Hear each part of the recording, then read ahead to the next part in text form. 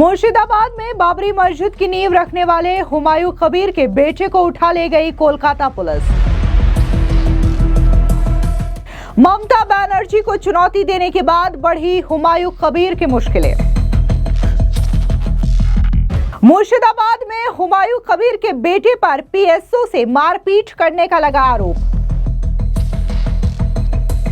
बेटे के खिलाफ एक्शन होने पर ममता पुलिस पर भड़के हुमायूं कबीर। पश्चिम बंगाल के मुर्शिदाबाद जिले में जनता उन्नयन पार्टी के संस्थापक हुमायूं कबीर एक बार फिर से चर्चा में हैं। इस बार वजह उनके बेटे पर लगे गंभीर आरोप है। आपको बता दें कि पश्चिम बंगाल पुलिस ने हुमायूं कबीर के बेटे गुलाम नबी आजाद उर्फ रॉबिन को उनके निजी सुरक्षा अधिकारी यानी कि पीएसओ से कथित मारपीट के मामले में हिरासत में ले लिया है। आपको बता दें कि कुछ दिन पहले बकायदा हुमायूं कबीर की ओर से अपनी एक नई पार्टी बनाई गई और इसी के साथ ही उन्होंने ममता बनर्जी को बड़ी चुनौती दी और कहा कि वो एआईएमआईएम के साथ मिलकर के चुनाव लड़ेंगे और साथ ही ममता बनर्जी को करारी शिकस्त देंगे। माना जा रहा है कि ममता बनर्जी को चुनौती देना हुमायूं कबीर को भारी पड़ गया है और अब बंगाल की पुलिस ने हुमायूं कबीर के बेटे के खिलाफ यह बड़ा एक्शन लिया है। आपको बता दें कि जिस तरीके से हुमायूं कबीर के बेटे के खिलाफ यह बड़ा एक्शन लिया गया है, इससे पहले उस पर दर्ज एफआईआर को लेकर के क्या कुछ हुमायूं कबीर ने कहा है, सुनिए उनका ये बयान। उनको पीसी के पहले अवसर मिलने के लिए बता देती थी। उनको पीसी के पहले वो जो दीघा में जो बनाया ना यार একটা অভিযোগ এক মিনিটে গ্রুপে দিয়েছে মারধর করেছে আমাকে সিকিউরিটি মারতে গিয়েছিল ঘরে। আমাকে সিকিউরিটি উইদাউট পারমিশনে আমার অফিস ঘরে মারতে গিয়েছিল। তার জন্য ছেলে তাকে ঘাট ধাক্কা দিয়ে বের করে দিয়েছে। তার জন্য যদি পুলিশ যায়, পুলিশ অ্যাকশন করুক। আমি মুর্শিদাবাদের পুলিশকে বলছি তো ওই বৃহস্পতিবার 12টার সময় ঘিরবো, ঘিরে জবাব নেব যে আমার বাড়িতে পুলিশ কি কারণে গিয়েছে, উইদাউট নোটিসে কেন আমার বাড়িতে পুলিশ গিয়েছে তার জবাব দিয়ে নেব। বিরুদ্ধে তো আগেও অভিযোগ করেছে। হ্যাঁ, এরা এত অসহযোগিতা করে। আমি একে চেঞ্জ করে দিতে বলেছিলাম। আইসি বহরমপুরকে জিজ্ঞেস করেন, বলেছিল চেঞ্জ করবো। আর রাজা বাবুকে জিজ্ঞেস করেন, যিনি আছেন আরআই সাহেব, তিনাকে বলেন এনাদের এত ফোর্সের ক্রাইসিস, বাধ্য করে ওদেরকে আমাদের সঙ্গে রেখেছে। আর তারা এত ঔদ্ধত্য তাদের, আমার ঘরে ঢুকে আমাকে চেঞ্জ করছে, আমাকে উল্টি মারবে এরকম অবস্থা। সেখানে আমার ছেলে দেখে তাকে ঘাট ধাক্কা দিয়ে বের করে। প্রমাণ হলে সিসি ক্যামেরাতে লোড করা আছে, প্রমাণ দেওয়া হবে। আর যেদিন এসপি কে ঘিরবো সেদিন এসপি বুঝে যাবে मुर्शिदाबाद के। आपको बता दें कि ये जो घटना है वो शनिवार सुबह की बताई जा रही है। हुमायूं कबीर के पीएसओ कांस्टेबल जुम्मा खान ने शक्तिपुर पुलिस स्टेशन में लिखित शिकायत दर्ज कराई। शिकायत में उन्होंने आरोप लगाया कि जब उन्होंने घर जाने के लिए छुट्टी मांगी तो रॉबिन ने उनके साथ मारपीट की। बताया गया कि यह घटना शक्तिपुर थाना क्षेत्र में स्थित हुमायूं कबीर के ग्राउंड फ्लोर कार्यालय में हुई, जहां उस समय आम लोग भी मौजूद थे। शिकायत मिलने के बाद शक्तिपुर पुलिस स्टेशन की टीम हुमायूं कबीर के आवास पर पूछताछ करने के लिए पहुंची। पुलिस ने इस मामले में मुख्य आरोपी गुलाम नबी आजाद उर्फ रॉबिन को डिटेन कर लिया। पुलिस का कहना है कि पूरे मामले की जांच की जा रही है और सभी पहलुओं को ध्यान में रखकर आगे की कार्रवाई की जाएगी।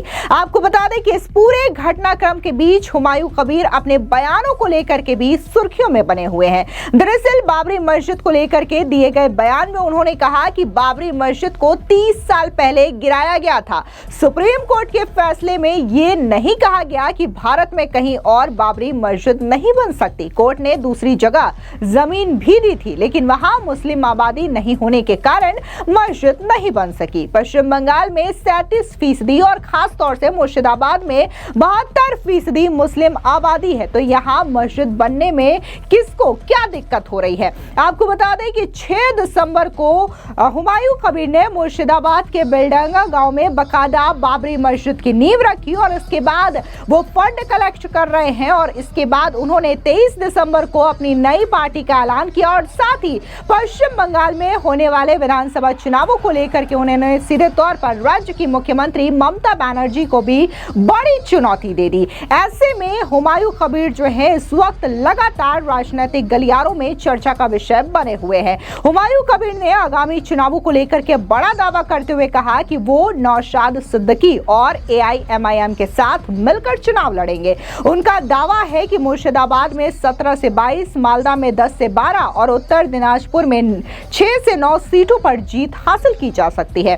हालांकि TMC की ओर से पहले ही उनके साथ गठबंधन की संभावनाओं से इनकार किया जा चुका है और TMC ने बकायदा उन्हें निलंबित भी किया है और इसको लेकर के बीजेपी ताबड़तोड़ हमला बोल रही है और बीजेपी का कहना है कि ममता बनर्जी जो है वो सिर्फ दिखावा कर रही हैं, असल में उन्हें प्रोटेक्शन दिया जा रहा है और जब बाबरी मस्जिद की नींव रखी गई है तो कहीं ना कहीं ममता बनर्जी का भी समर्थन प्राप्त रहा हुमायूं कबीर को, क्योंकि वो अपने वोट बैंक का ख्याल रखती है। सुनिए क्या कुछ बीजेपी के नेता यासिर जिलानी ने कहा कि अभिषेक बनर्जी भ्रमित कर रहे हैं बंगाल के लोगों को और मुझे लगता है कि हुमायूं कबीर तो उनका प्रोडक्ट है। उनको अगर वो बाबरी मस्जिद बनाने का ऐलान करता है तो पुलिस आपकी, प्रशासन आपकी, आप ड्रामा क्यों कर रहे हैं? आप गिरफ्तार कर लीजिए, बंद कराइए काम।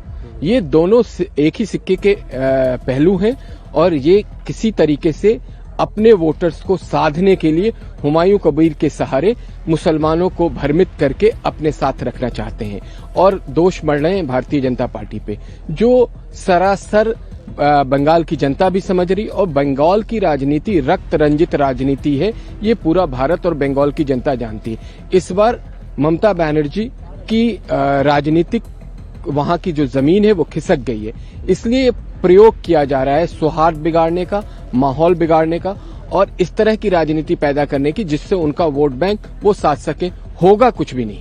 इसके अलावा विश्व हिंदू परिषद के प्रवक्ता विनोद बंसल ने भी बांग्लादेश में हो रही हिंसा और साथ ही पश्चिम बंगाल में ममता सरकार पर जोरदार तरीके से हमला बोला। क्या कुछ विश्व हिंदू परिषद के प्रवक्ता विनोद बंसल ने कहा, सुनिए उनका ये बयान। समझ में नहीं आता कि आखिरकार मानने वाले लोग ये ब्लास्फेमी के नाम पर कितने लोगों की जान लेंगे।